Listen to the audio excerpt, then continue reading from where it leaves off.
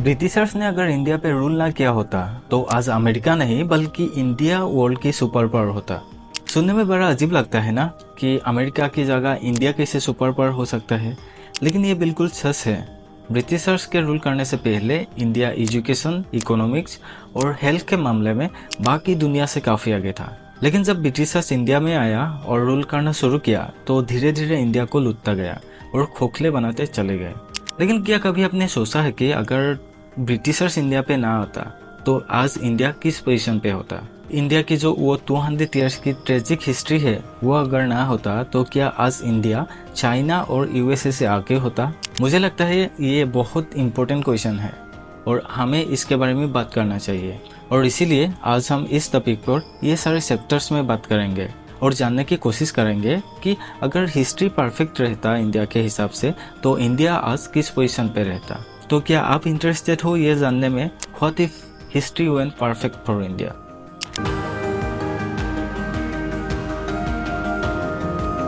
जब Britishers rule करने आए उससे पहले तक भारत हेल्थ, इकोनॉमी और एजुकेशन के मामले में पूरी दुनिया में एक पावरफुल देश था।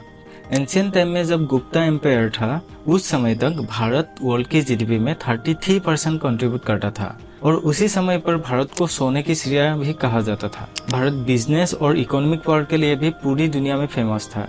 भारत के पोर्ट सिटीज जैसे सूरत और मछलीपट्टनम बिजनेस के इम्पोर्टेंट सेंटर्स थे, जहां से कपड़े, मसाले और जेम्स दूसरे देशों में एक्सपोर्ट होते थे। इतना ही नहीं, भारत एजुकेशन में भी पूरी दुनिया में एक मिसाल था, क्योंकि एंशियंट टाइम के भारत में नालंदा और तक्षशिला जैसी यूनिवर्सिटीज मौजूद थी, जहां पर पूरी दुनिया से स्टूडेंट पढ़ने के लिए आता था। इतना ही नहीं, बल्कि आपको जानकर हैरानी होगी कि नालंदा यूनिवर्सिटी में 10,000 स्टूडेंट्स और 2,000 टीचर्स थे और इन यूनिवर्सिटीज में आयुर्वेदा, साइंस, म्यूजिक और डांस जैसे बहुत सारे सब्जेक्ट्स शामिल थे।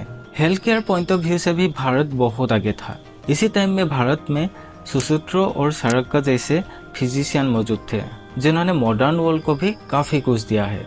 जैसे कि सुश्रुत, जिन्होंने सुश्रुत संहिता लिखा था, जिसमें 300 से अधिक सर्जिकल प्रोसीड्यूर्स और 120 से अधिक सर्जिकल इंस्ट्रूमेंट के बारे में जानकारी थी। और सरक्का ने भी सरक्का संहिता लिखी थी, जिसमें कॉम्प्रिहेंसिव फॉर्म से डिजीज और उनका इलाज का जिक्र किया था। एशियन टाइम के बाद मुगलों ने भी भारत पर राज किया, लेकिन उसके बावजूद इंडिया की इकोनॉमी काफी अच्छी थी। भारत तब भी जीडीपी के मामले में दुनिया में 25% कंट्रीब्यूट करता था। लेकिन किसी को क्या पता था कि ब्रिटिशर्स भारत में आएंगे और भारत पर राज करके ऐसे लूट लेंगे कि भारत को दोबारा स्टैंड होने में सालों लग जाएंगे।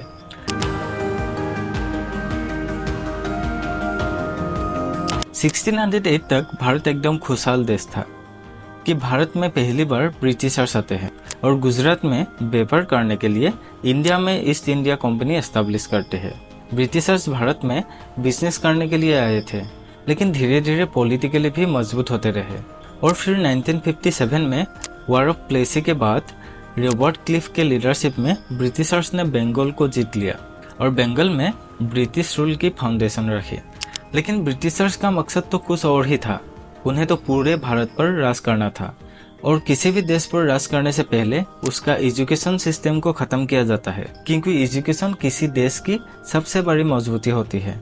तो फिर 1835 में लॉर्ड थॉमस बेबिंगटन मैकॉले ने अपना माइनोट्स ऑन इंडियन एजुकेशन प्रेजेंट किया, जिसमें उन्होंने इंग्लिश एजुकेशन सिस्टम को एनकरेज करने और भारतीय शिक्षा प्रणाली को नस्बत करने की बात की। मैकॉले का यह मानना था कि इंडियन एजुकेशन सिस्टम और लैंग्वेजेस जैसे संस्कृत और पर्शियन ब्रिटिश राज के एम को पूरा करने में समर्थ नहीं थी। इंग्लिश एजुकेशन सिस्टम एस्टेब्लिश करने का मेन पर्पस था भारतीय यूथ को ऐसा बनाना जो सिर्फ क्लरिकल काम कर सके और ब्रिटिशर्स के साथ ब्रिटिशर्स के लिए काम करे। बेसिकली मैकॉले का पर्पस यह था कि भारत में ऐसा लोग तैयार करना जो ब्रिटिशर्स की बातों को करोड़ों लोगों तक ट्रांसलेट कर सके और ऐसे लोग बनाना जो खून और रंग से तो भारतीय होते, लेकिन थॉट्स और माइंड से ब्रिटिशर्स ने इंडिया में सिर्फ एजुकेशन सिस्टम को डिस्ट्रॉय नहीं किया, बल्कि इंडिया को इकोनॉमिकली भी डिस्ट्रॉय किया। इकोनॉमिस्ट उच्चा पटनायक के अनुसार ब्रिटिश रूल के दौरान ब्रिटिशर्स ने लगभग $45 ट्रिलियन के बराबर भारत की वेल को इंग्लैंड में भेजा। भारत को कमजोर करने के बाद जब ब्रिटिशर्स ने भारत को छोड़ने की सोची और 1947 में भारत आजाद हो रहा था, तो ब्रिटिशर्स जाते जाते भी इंडिया और पाकिस्तान का पार्टीशन करते चले गए और जिसका कंसिक्वेंस आज भी इंडिया भुगत रहा है। जैसे कि मैंने आपको बताया था कि मुगल काल के दौरान भी इंडिया की जीडीपी लगभग पूरे वर्ल्ड में 25% था, जिसके बाद ब्रिटिशर्स ने रूल किया और भारत की जीडीपी काफी तेजी से गिरी।